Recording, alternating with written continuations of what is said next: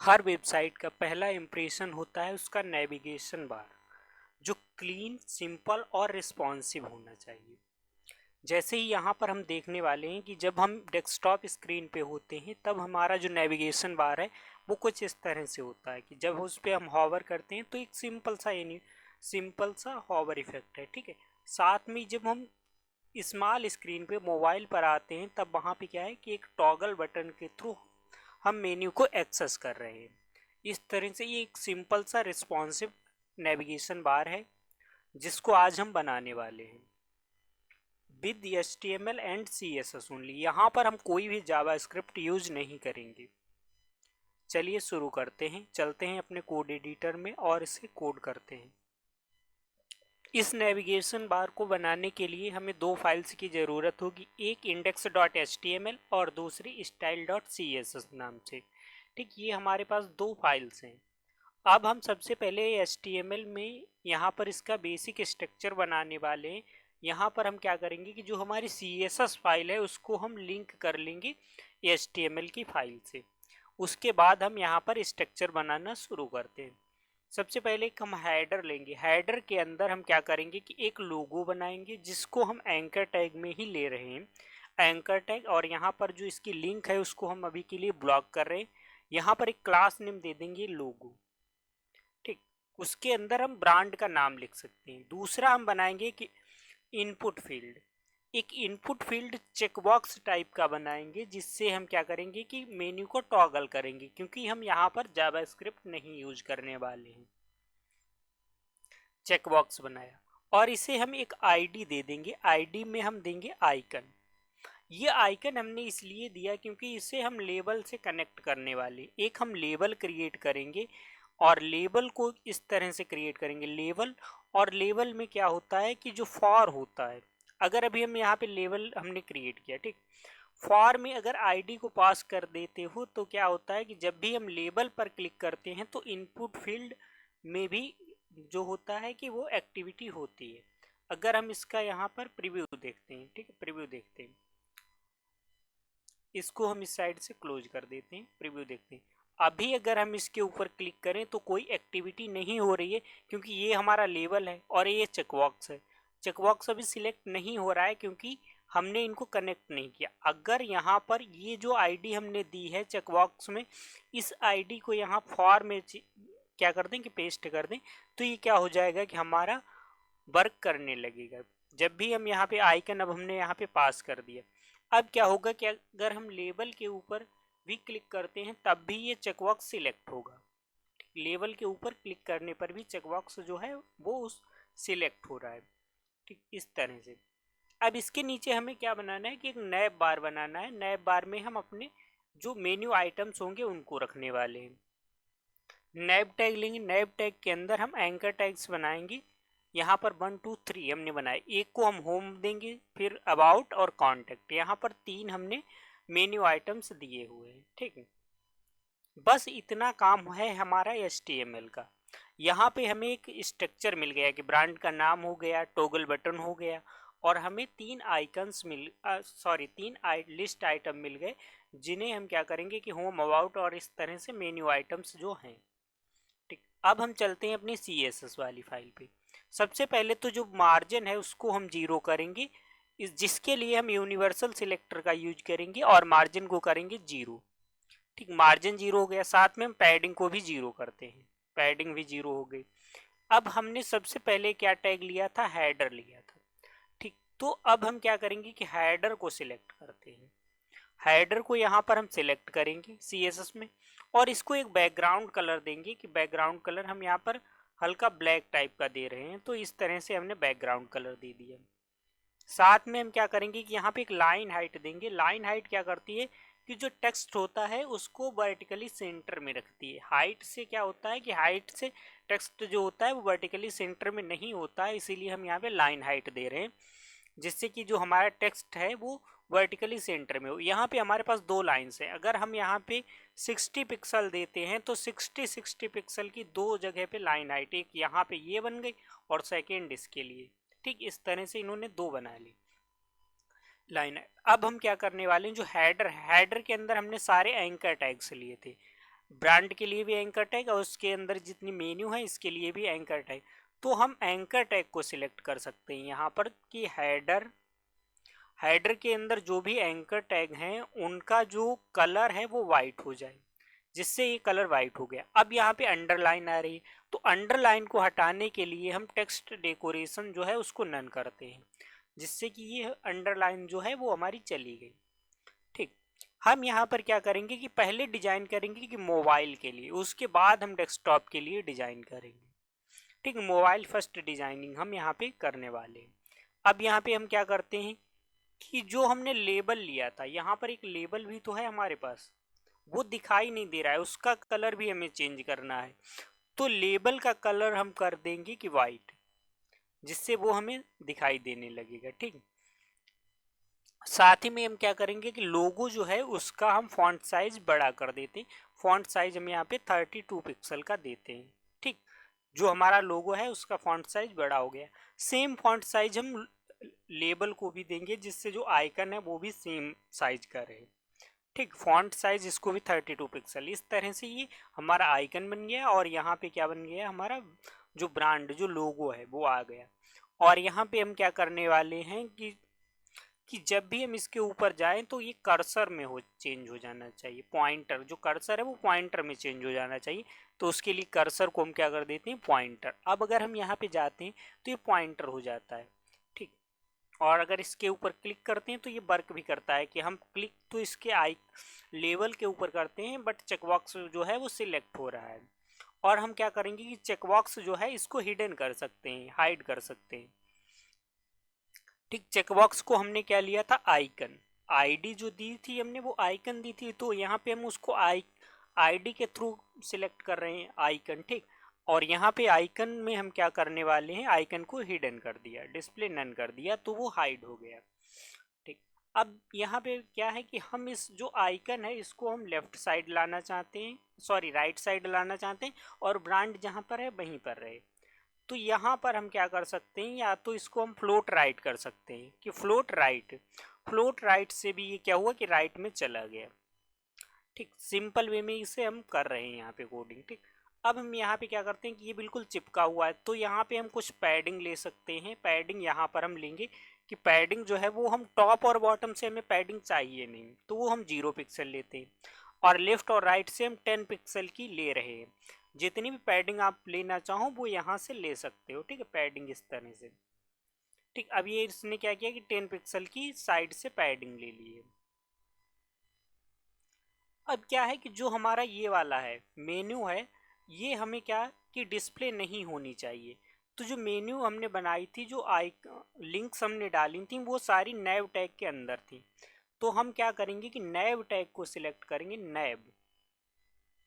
ठीक, नैव को सिलेक्ट किया और इसको अगर हम डिस्प्ले नन कर देते हैं, ठीक, तो क्या होगा कि वो जो भी हमारे मेन्यू आइटम्स थे वो चले गए।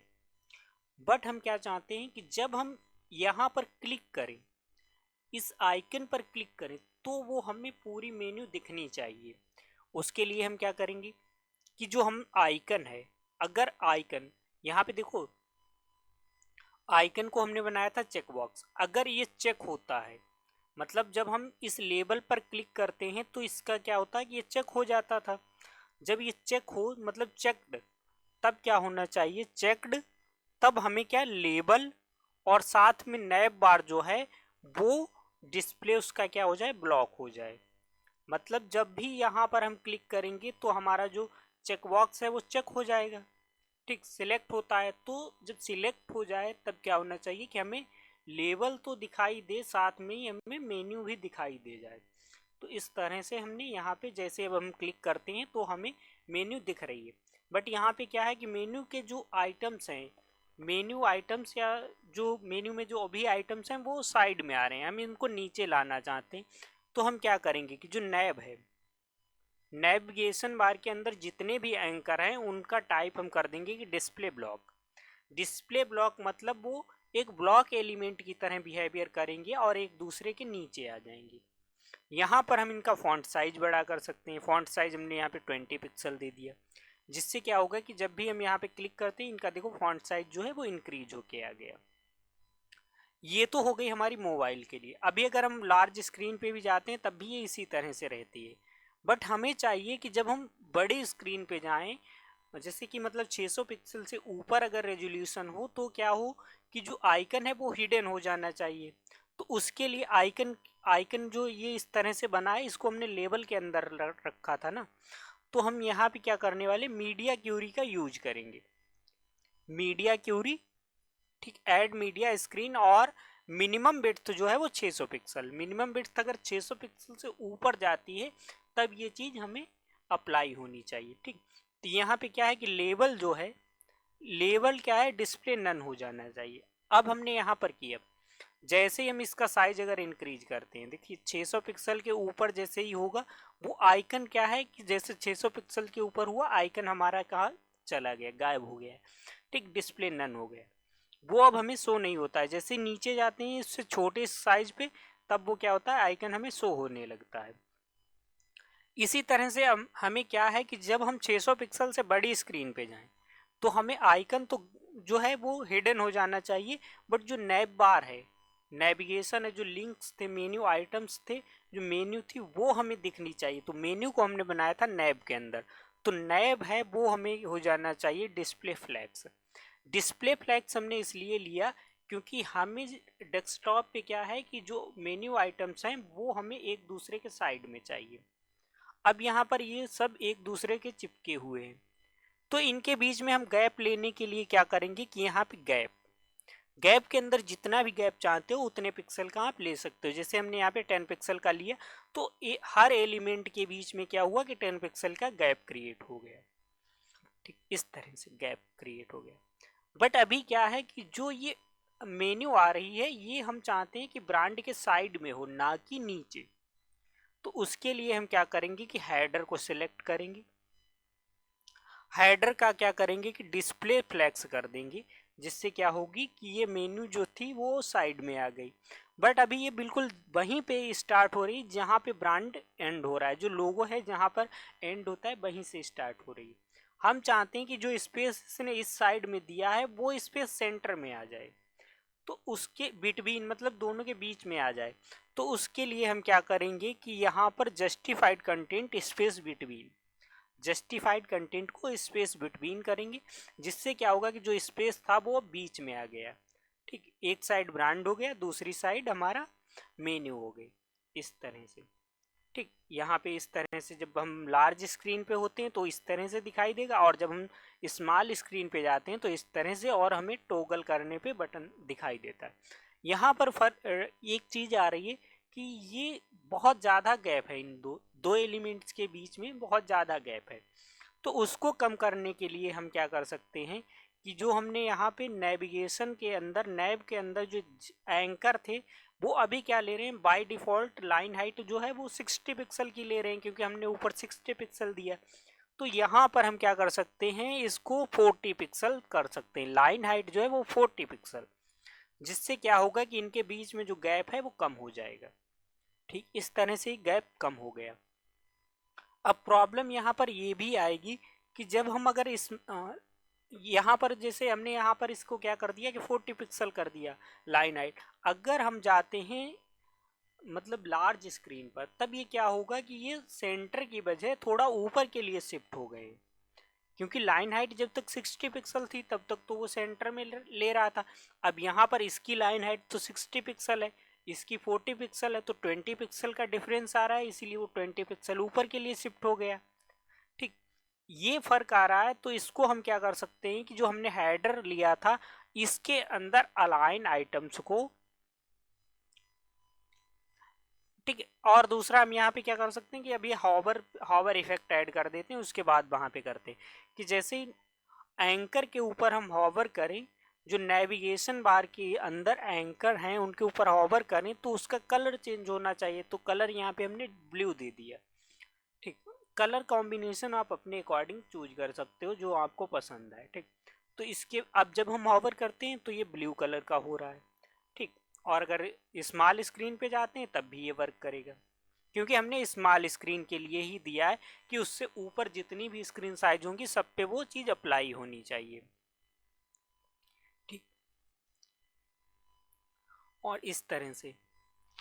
ठीक, यहाँ पर क्या था कि मिनिमम बिट्स मतलब इससे नीचे की स्क्रीन साइज पे ये प्रॉपर्टीज नहीं अप्लाई होंगी, बट जो नीचे वाली प्रॉपर्टी हैं वो अपने से ऊपर सभी पे अप्लाई होंगी, इसीलिए वो हावर वाला था। वो यहाँ पर देने की वजह से वो पूरे पे क्या कर रहा है, स्टाइल को अप्लाई कर रहा है। बट यहाँ पर क्या है कि जब 600 पिक्सल से कम बिट्स होगी तब वो प्रॉपर्टी वर्क नहीं करेंगी, जो भी प्रॉपर्टी इसके मीडिया क्यूरी के अंदर हम देंगे। ठीक, तो मीडिया क्यूरी के अंदर अब हम यहाँ पे क्या करने वाले हैं, अलाइन आइटम्स को अगर सेंटर कर दें, अलाइन आइटम सेंटर करते हैं, तो जो 20 पिक्सल ऊपर के लिए शिफ्ट हुआ था मेन्यू, वो क्या है कि अब बिल्कुल सेंटर में आ चुका है। ठीक, इस तरह से अब ये हमारा एक रिस्पॉन्सिव नेविगेशन बार बन चुका है। यहाँ पर आप अपने ब्रांड का नाम डाल सकते हो और यहाँ पर क्या कर सकते हो, आप अपने मेन्यू आइटम्स को ऐड कर सकते हो। जितने भी मेन्यू आइटम्स अब ऐड करने हैं, यहाँ से बस अपने मेन्यू आइटम्स को इंक्रीज कर सकते हो कि जो भी आपको ऐड करना है वो यहाँ से जस्ट कॉपी कीजिए और उसको अगर नीचे हम पेस्ट करते हैं तो वो ऐड होते जाएंगे। ठीक, और यहाँ पे अगर जब हम स्मॉल स्क्रीन पे जाएंगे तब भी वो वर्क करेंगे कि कितने भी आइटम आप ऐड कर सकते हो। इनका कलर वगैरह चेंज करने के लिए देखो, अगर आपको चेंज करना हो हेडर का कलर, हेडर का जो बैकग्राउंड कलर है इसे चेंज करना है तो आप यहाँ से चेंज कर सकते हो। यहाँ पर जो भी आप कलर कॉम्बिनेशन यूज करोगे वही कलर कॉम्बिनेशन आपका, वही कलर उसी कलर का आपका हेडर हो जाएगा। अगर फॉन्ट का चेंज करना चाहो तो फॉन्ट का भी यहाँ से चेंज कर सकते हो। ठीक, इस तरह से तो फॉन्ट का चेंज किया तो फॉन्ट का भी चेंज हो जाएगा, हर जगह पे चेंज होगा। और इसी तरह से अगर इस आइकन का चेंज करना है तो उस आइकन का चेंज करने के लिए आपको लेबल का कलर चेंज करना पड़ेगा यहाँ पे। ठीक, और हॉवर का अगर करना चाहते हो कि हॉवर करने पे हमें कलर चेंज हो तो वो यहाँ से चेंज कर सकते हो। यहाँ पे जैसे भी जिस तरह का भी आप हॉवर करने पे कलर इफेक्ट लेना चाहते हो। ठीक, ये हॉवर का इस तरह से चेंज हो जाएगा। और साथ में ही अगर आप इसकी कोई भी प्रॉपर्टी को साइज, फॉन्ट साइज वगैरह को कस्टम करना चाहते हो तो वो आप अपने अकॉर्डिंग कर सकते हो। कि बट बेसिक कॉन्सेप्ट यही है कि रिस्पॉन्सिव नेविगेशन बार बनाने के लिए मिनिमम इस तरह से करना चाहिए। अगर आप जावास्क्रिप्ट नहीं यूज करते हो, जावास्क्रिप्ट नहीं यूज करते हो तो आपको क्या चेकबॉक्स लेकर इसको करना चाहिए। ठीक, आज की इस वीडियो में इतना ही, मिलते हैं नेक्स्ट वीडियो में।